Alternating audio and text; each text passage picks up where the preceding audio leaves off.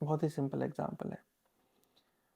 Science का example लेते हैं, क्योंकि मैं एक साइंस की फील्ड से हूँ। फिज़िक्स से मेरा बहुत ही लगाव रहा है बचपन से। तो एग्जांपल के तौर पे मैं आपको एक बहुत ही ऊंची पहाड़ी पे ले जाना चाहता हूँ। आप एज्यूम करें कि आप एक बहुत ऊंची पहाड़ के ऊपर हैं और पहाड़ के आप एज पे हैं बिल्कुल, है ना, और आपके हाथ में एक गेंद है। आप उस गेंद को एज के पास आप छोड़ देते हैं और वो नीचे की तरफ जा रहा है गेंद। अगर मैं आपसे ये पूछूं कि जब आप गेंद को पहाड़ के पास छोड़ दे रहे हैं, एक ऊंचाई से आप उसको ड्रॉप कर रहे हैं, तो वो किधर जाएगा? तो आप कहेंगे कि एक बहुत ही बेवकूफ़ी भरा सवाल है, ये सब जानते हैं गेंद हमेशा नीचे जाएगा। ये भी एक नॉलेज है, इल्म है। तो ये आपको कैसे हासिल हुआ? ये सिंपल, सिर्फ ऑब्जर्वेशन की बुनियाद पे आपको ये इल्म हासिल हो गया। इसके लिए आपको कुछ नहीं करना पड़ा। आप देखते हुए चले आ रहे हैं बचपन से कि कोई भी चीज़ अगर आप छोड़ते हैं अपने हाथों से, वो ज़मीन की तरफ ही आती है। तो इसमें आपको कोई मार्क्स नहीं मिलेंगे। आपको पता चल गया इल्म हासिल करने का एक ये लेवल है कि आपने सिर्फ अपनी ऑब्जर्वेशन की बुनियाद पर इल्म हासिल किया। अब अगर मैं पूछता हूँ एक दूसरा सवाल आपसे, जब आपने उस बॉल को छोड़ा है तो 1 सेकंड के बाद, या फ़र्ज़ कर लें 10 सेकंड के बाद, उस बॉल की स्पीड क्या होगी, उस बॉल की रफ्तार क्या होगी? अब आपको सोचना होगा कि अरे अब इस बॉल की रफ्तार कैसे निकालें। अगर आप अगर मैं उस लेवल की बात करूं जिस लेवल पे लोग डिस्कशन करते हैं, एक्स मुस्लिम कम्युनिटी है या जो जनरल लोग डिस्कशन कर रहे हैं व्हाट्सअप फॉरवर्ड नॉलेज पे, तो लड़ना शुरू करेंगे, भाई इस बात का मतलब क्या है, स्पीड निकाले ही क्यों, हमें क्या ज़रूरत पड़ गई, हमें तो ये पता है ना कि बॉल नीचे जा रही है, बस जा रही है, बस हो गया, ख़त्म बात, है ना। हमने बस मान लिया, जैसे हमने मान लिया कि भाई जैसे फलां लीडर है, उन्होंने कुछ किया होगा तो कुछ सोच समझ के ही किया होगा, उस पर सवाल क्यों करना। ये एक लेवल ऑफ नॉलेज है। इसी को जो है रवीश कुमार जो है गोदी मीडिया जनरेटेड नॉलेज कहते हैं, जहाँ पे आपने अपनी ऑब्जर्वेशन या अपनी जो इंटेलेक्चुअल लेवल है उसके आगे आप देखना नहीं चाहते। अगर कोई सवाल कर रहा है तो आप इस चीज़ पे सवाल कर देते हैं, वो सवाल क्यों कर रहा है, या इस सवाल से हमें अचीव क्या होगा, क्योंकि आप उस चीज़ को देख नहीं पा रहे हैं, है ना। इसीलिए स्कूल और कॉलेजेस के अंदर जब हम तालीम हासिल करते हैं तो उसका एक स्ट्रक्चर बनाया गया है। इंटरमीडिएट स्ट्रक्चर है, ग्रेजुएशन है, मास्टर्स है, फिर हम पीएचडी करते हैं। और जो एजुकेशन की जो प्योरिटी है, कितना प्योर एजुकेशन है, वो डिपेंड करता है कि उस फील्ड में जो हाईएस्ट रिसर्च हुआ है उसका क्या आउटकम है।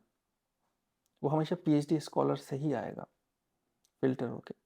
बहुत सारे पीएचडी स्कॉलर्स की आउटकम डिफर कर सकते हैं, लेकिन नोट करने वाली बात यह है कि एक 10th पास स्टूडेंट किसी भी चीज़ के ऊपर एक फाइनल डिसीजन नहीं दे सकता है अगर उस इशू की जो नौइयत है वो एक ख़ास इंटेलेक्चुअल लेवल की है।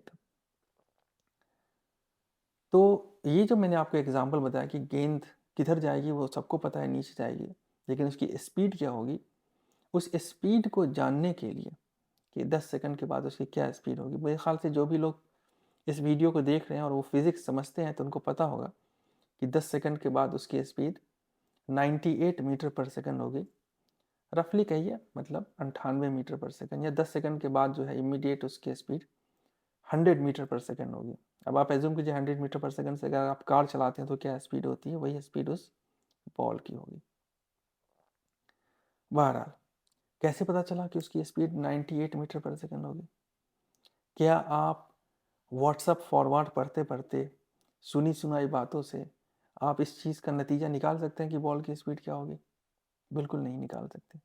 आपको इस चीज़ को समझने के लिए फिज़िक्स की बुनियादी प्रिंसिपल्स को समझना होगा, है ना। अब आप फिज़िक्स की बुनियादी प्रिंसिपल्स को कैसे समझेंगे? उसके लिए आपको अरिथमेटिक समझना होगा। मैथमेटिक्स एक ब्रांच है जिसमें आप नंबर्स और ऑपरेशंस की बात करते हैं। जब आप अरिथमेटिक समझ लेंगे तो फिर आपको अलजेब्रा समझना पड़ेगा। अलजेब्रा क्या है? जिसमें आप इस चीज़ की कोशिश कर जानने की कोशिश करते हैं कि डिफरेंट कांस्टेंट और वेरिएबल्स में क्या रिलेशन है, और उसमें डिफरेंट डिफरेंट क्या फार्मूला बन सकता है जिसकी बुनियाद पे हम किसी चीज़ की वैल्यू कैलकुलेट करते हैं। ये बहुत ही सिंपल लैंग्वेज में बता रहा हूँ। अब आप ये ना कहें कि ये डेफिनेशन किताबों में नहीं है, मैं एक डेफिनेशन बता रहा हूँ ताकि ये चीज़ बात आपको समझ में आ जाए। बहरहाल अलजेब्रा की बुनियाद जो है मुसलमानों ने डाली थी, तो ये भी आपको एक नॉलेज में इजाफा कर रहा हूँ मैं। तो कहने का मतलब ये है कि उस बॉल की स्पीड को समझने के लिए आपको फिज़िक्स पढ़ना पड़ेगा, फिज़िक्स की बुनियादी असूलों को समझना पड़ेगा, यूनिट्स और डायमेंशन क्या होती है वो समझना पड़ेगा, स्पीड और वेलोसिटी क्या होती है वो समझना पड़ेगा, रिलेटिव स्पीड को क्या होती है वो समझना होगा, रिलेटिव स्पीड का फॉर्मूला क्या होता है वो समझना पड़ेगा, रेफरेंस फ्रेम समझना होगा, इनर्शियल और नॉन इनर्शियल क्या होती है वो समझना होगा। उसके बाद आपको ग्रेविटेशनल फोर्स समझना होगा, एक्सेलरेशन ड्यू टू ग्रेविटी समझनी पड़ेगी, और उन सब चीज़ों को समझने के बाद आपके पास एक अलजेब्रिक फार्मूला आएगा।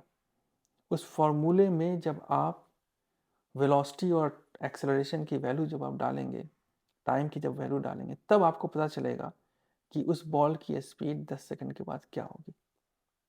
आप समझ रहे हैं इस बात को? एक छोटी सी चीज़ को समझने के लिए आपको कितनी सारी चीज़ पढ़नी पड़ी। हम इसको टेकन एज ग्रांटेड लेते हैं। जो साइंस के स्टूडेंट हैं वो उतना नहीं दिमाग डालेंगे, वो सिंपल बोलेंगे कि गॉड कहाँ है मेरे को दिखा दो, है ना। लेकिन वो उस जर्नी से पास नहीं होना चाहते हैं जिस जर्नी में इस चीज़ की एक्सप्लेनेशन को समझने के टूल्स मौजूद हैं। अलजेब्रा एक टूल है, कैलकुलस एक टूल है, ये सारे टूल्स हैं। और ये टूल ऐसे नहीं जो आपको दिख रहे हैं, ये सारे इंटेलेक्चुअल टूल हैं। इसकी जो इसकी ये जो चीज़ जहाँ पे मौजूद होती है वो इंसान का दिमाग। तो जिस तरह आपको एक छोटे से बॉल की स्पीड को समझने के लिए नॉलेज के इन स्टेजेस से गुजरना पड़ा, उसी तरह अगर आप कॉन्सेप्ट ऑफ गॉड को किसी रिलीजन में समझना चाहते हैं, तो उस रिलीजन की जो प्राइमरी रेफरेंस मटेरियल है, जैसे इस्लाम का मैं एग्जांपल देता हूँ क्योंकि मैं खुद मुसलमान हूँ और मुझे सबसे ज़्यादा नॉलेज इस्लाम की ही है compare to Hinduism and other religion. अगर आपको कंसेप्ट समझना है और बिल्कुल उस अंदाज में समझना है जिस अंदाज में अल्लाह ने बताया है, तो आपको उसकी जो प्राइमरी रेफरेंस मटेरियल है होली कुरान वो उठाना होगा और देखना होगा उसमें कंसेप्ट ऑफ गॉड क्या है। उसी तरह कंसेप्ट ऑफ हेयर आफ्टर समझना पड़ेगा, उसी तरह आपको रिसालत का कंसेप्ट है, सफरिंग क्या होती है, गुड डीड बैड डीड क्या है, एंड ब्ला ब्ला जो भी सारी चीज़ें हैं वो आपको समझने के लिए उस प्रोसेस से गुजरना पड़ेगा। उसमें होली कुरान एक ऐसी किताब है जिसको आपको समझना होगा, तभी आप उस चीज़ को आगे समझ पाएंगे।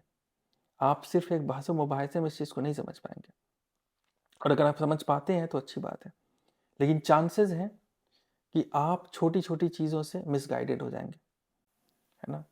ये बात वैसी ही हो गई जो मैंने आपको एक गेंद का एग्जांपल दिया, जिसमें एक इंसान इस चीज़ पे डिस्कस कर रहा है कि गेंद की स्पीड 20 मीटर पर सेकंड होगी या 25 मीटर पर सेकंड होगी, लेकिन उसको ये पता नहीं है कि अलजेब्रा क्या होता है, उसको ये पता नहीं है कैलकुलस क्या होता है, उसको फिज़िक्स की बुनियादी असूलों का ही पता नहीं है ना। इसीलिए जब आप इस्लाम पे क्रिटिसाइज़ कर रहे हैं या इस्लाम की बात कर रहे हैं, तो इस्लाम की जो बेसिक टूल्स हैं, जैसे हदीस को कैसे क्लासीफाई किया गया है, या जो रिवलेशन है उसको कैसे पढ़ना है, उसका जो कॉन्टेक्स्ट क्या है, पस मंज़र जिसको उर्दू में कहते हैं वो क्या है, उन चीज़ों को समझे बगैर अगर आप किसी चीज़ को इंटरप्रेट करने की कोशिश करेंगे तो ज़्यादा चांसेस हैं कि आपके अंदर मिसगाइडेड होने के चांसेस बढ़ जाएंगे।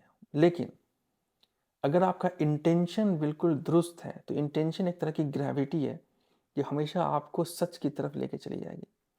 जितना आपका इंटेंशन प्योर है नॉलेज सीकिंग का, उतनी ज़्यादा चांसेस हैं कि आप मिसगाइड नहीं होंगे, है ना। तो दोनों चीज़ें ज़रूरी हैं, आपका इंटेंशन का भी प्योर होना ज़रूरी है, प्लस आपके पास आपको उस प्रोसेस से भी गुजरना ज़रूरी है जिस प्रोसेस में उन सारे टूल्स को आप डिस्कवर करेंगे जो कि ख़ास सब्जेक्ट को समझने के लिए ज़रूरी है। ये दो चीज़ें मैंने आपको समझा दी। पहली चीज़ इंटेंशन देखिए अपना, दूसरी चीज़ कि आपको उस सब्जेक्ट को समझने के लिए जो टूल्स चाहिए वो आपने स्टडी किए हैं या नहीं किए हैं।